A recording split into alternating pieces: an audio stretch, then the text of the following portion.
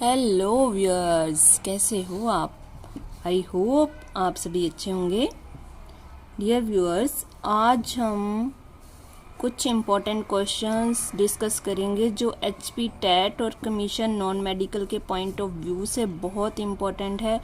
पहले भी हम 7 वीडियोस इस पे बना चुके हैं। आज जो है 8वीं वीडियो है इसके ऊपर। तो ये जो क्वेश्चंस है ये एचपी टेट पेपर के लिए बहुत इम्पॉर्टेंट है। और आज जो हम चैप्टर कवर करने जा रहे हैं वो +2 का चैप्टर है एटम्स एंड न्यूक्लियस। इनमें से मैंने कुछ इस चैप्टर में से जो भी मुझे इम्पोर्टेंट क्वेश्चन लगे वो मैंने लिए हैं। तो फर्स्ट क्वेश्चन डिस्कस करते हैं। First question is the equivalent energy of 1 gram of substance is 9 × 10⁻13 joule is equal to mc²। E mass is 9 × 10⁻³ multiply 10⁻16, so it is equal to 9 × 10⁻13 joule. Dear viewers, मैंने यहाँ पे कोई option नहीं लिए हैं। उसका रीज़न ये है कि ऑप्शन देख के हम कंफ्यूज हो जाते हैं। हम सिर्फ एक ही आंसर डिस्कस करेंगे और वो ही हमारे माइंड में रहेगा। अगर हम बहुत सारे ऑप्शन देखते हैं तो हम क्या हो जाते हैं, कंफ्यूज हो जाते हैं। माइंड समझ नहीं पाता है कि कौन सा आंसर करेक्ट है और कौन सा रॉन्ग है। तो हम सिर्फ और सिर्फ आंसर ही डिस्कस करेंगे। Okay, so next question is the first model of atom in 1898 was proposed by. जो एटम का फर्स्ट मॉडल दिया था वो किसने दिया था? वो जे थॉमसन ने दिया था। Okay, next question is the Rutherford experiments suggested that the size of the nucleus is about। Rutherford ने जो गोल्ड फॉइल पे एक्सपेरिमेंट किया था तो उसके अकॉर्डिंग उसने सुजेस्ट किया था कि न्यूक्लियस का साइज अप्रोक्सीमेट कितना होगा, 10⁻15 मीटर टू 10⁻14 मीटर। इस रेंज के बीच में न्यूक्लियस का साइज होगा।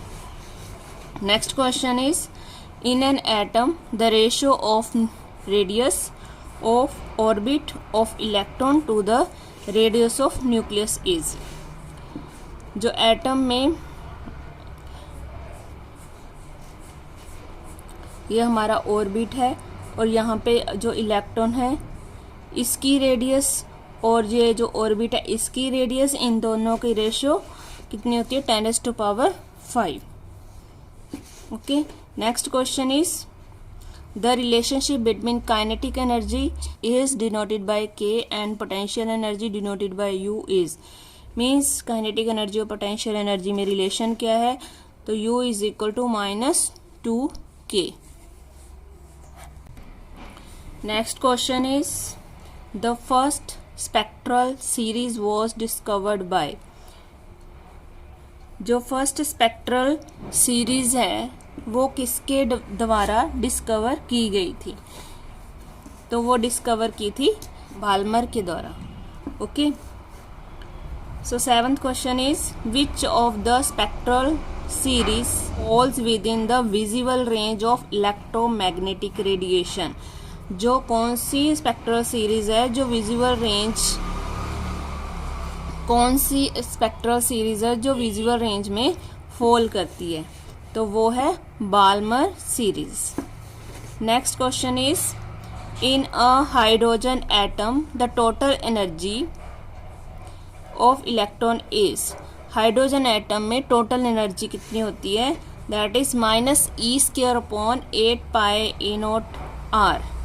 That is -e²/8πe0r। 9th question is unit of binding energy per nucleon is mega electron volt। You like these questions and like my video, please like, share and subscribe for more these type of videos.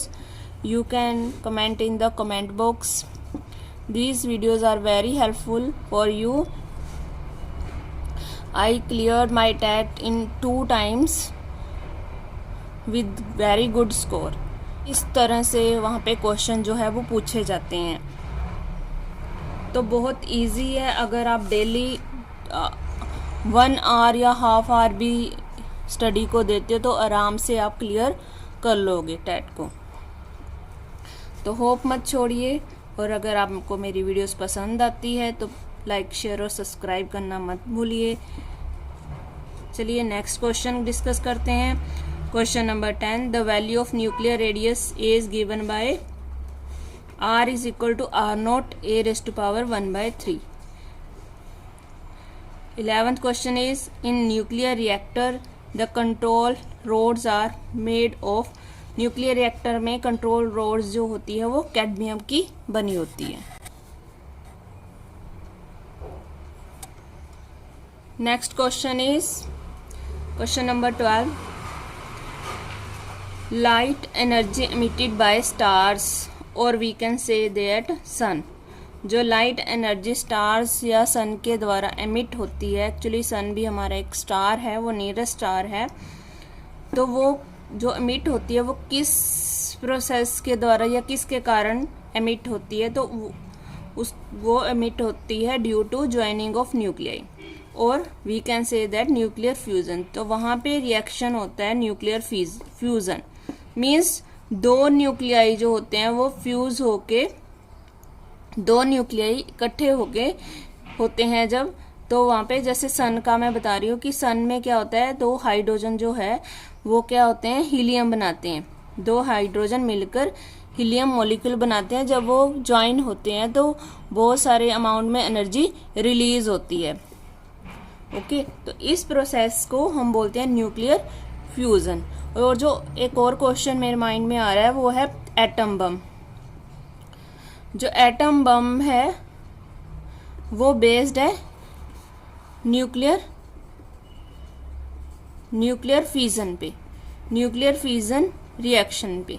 Nuclear fission means जब दो atom जो है वो जुड़े हुए हैं आपस में, दो मॉलिक्यूल्स हैं आपस में जुड़े हुए हैं, जब वो अलग होते हैं तो लार्ज अमाउंट में एनर्जी रिलीज होती है। ओके, मीन्स उसका जो प्रोसेस है न्यूक्लियर फिजन के अकॉर्डिंग होता है। नेक्स्ट 13 क्वेश्चन है, in nuclear reaction there is conservation of.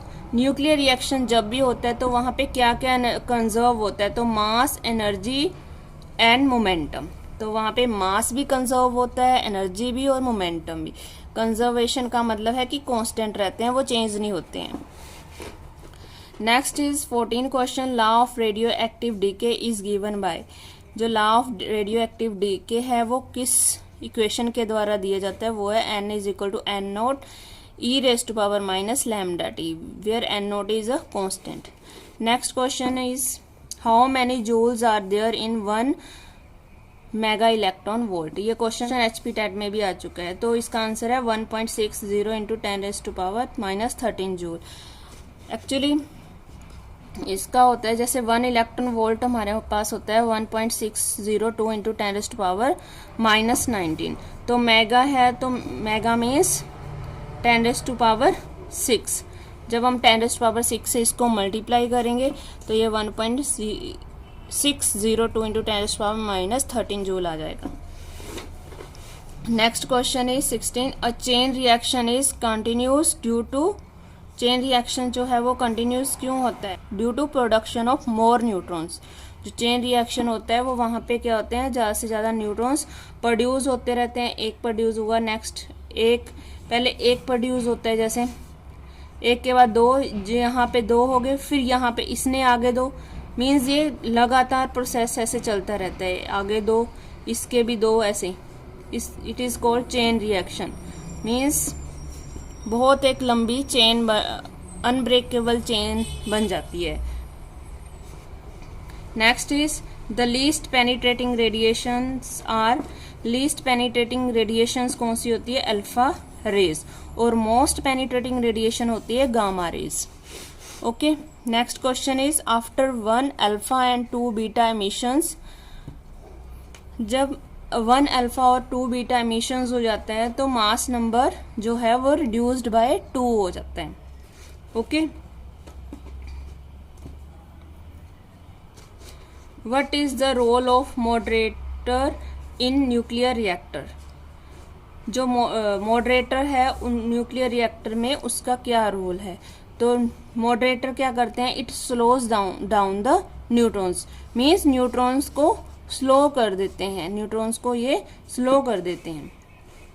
Next 20 question है, what would happen if the electron in an atom was stationary. अगर जो एटम है उसके अंदर इलेक्ट्रॉन जो है वो स्टेशनरी होते, एक ही स्पेस जगह पे खड़े रहते, तो क्या होता, तो it will fuse with the nucleus, तो ये न्यूक्लियस के साथ ही फ्यूज हो जाते, उसके साथ ही चिपक जाते हैं। I hope you understood this question and it will helpful to you. If you like my video, please like, share and subscribe my channel for more this type of video. You can comment if you have any doubt.